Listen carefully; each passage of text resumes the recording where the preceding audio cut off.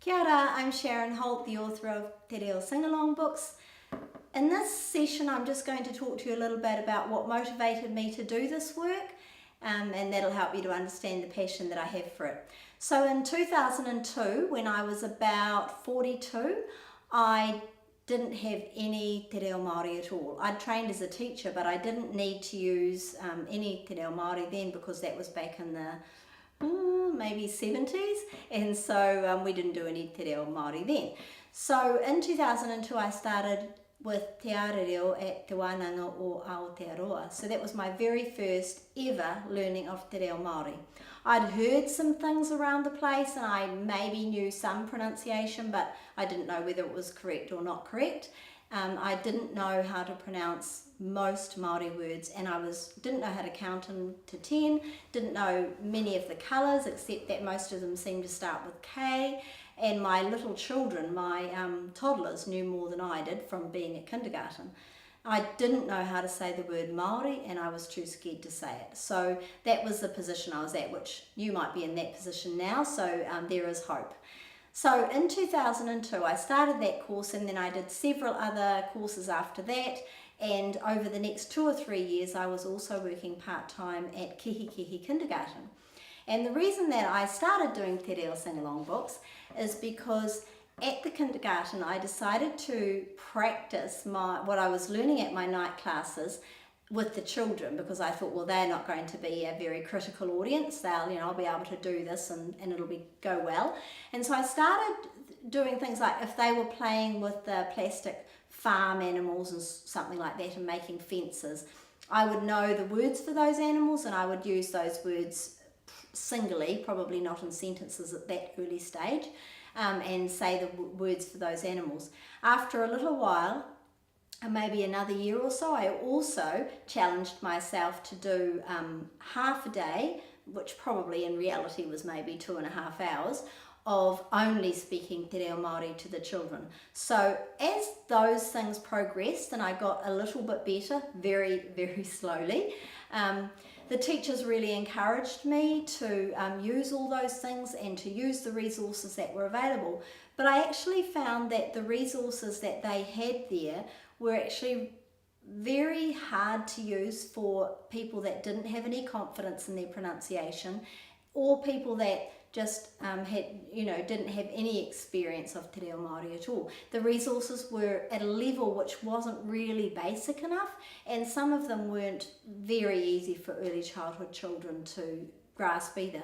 I liked the KRY games best, but that was pretty much the only thing that, apart from a few really nice little songs, they were the only things that worked. So I thought to myself, maybe there's something as an author, because I was already an author writing in English, maybe there's something that I can create which will help these children to grasp more than just greetings and commands and colours and numbers, and will help the teachers most of all to enjoy the experience of using Te Reo Māori, which I was becoming more and more passionate about. So that's where I got there. I got the idea because I thought, okay, so CDs this was maybe in about 2004-05. I thought, well, CDs will help with the music, they'll put the story to music, and that will be really, really easy for people to learn, because it's widely known that learning through music is one of the quickest ways to learn a language. And so I came up with 5 prototypes of what I thought. So Deb Hind, the illustrator, she did these little sketches, and I had the words, the easy sentence structures, the repetitive sentence structures, and one of them was Maranga Mai, which wasn't called that at the time, but it was the same, basically the same as this. So that was this one, which is He aha te tangi a te kau, he aha te tangi a te kau, and then there's the mooing. So I had the idea for that, and I had the repetitive sentence structure. So what does the cow say? What does the cat say? What does the horse say, etc. all through the book. I had the basic idea for it, and I had 4 others as well, including Kei Te Pekiaho.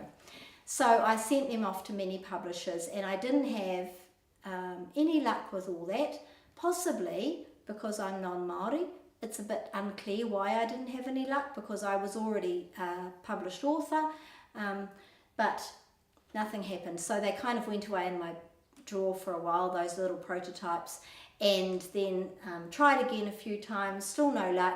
And so fortunately, a friend that I know who was working with English in China offered to pay for the first two to be published, and we've never looked back. So she paid for these two to be published so that I didn't have to like mortgage the house, and they were so successful we had to reprint in about 6 months, and then from there, after that, not maybe a year or two down the track, we were able to pay her back and just keep doing them because teachers love them.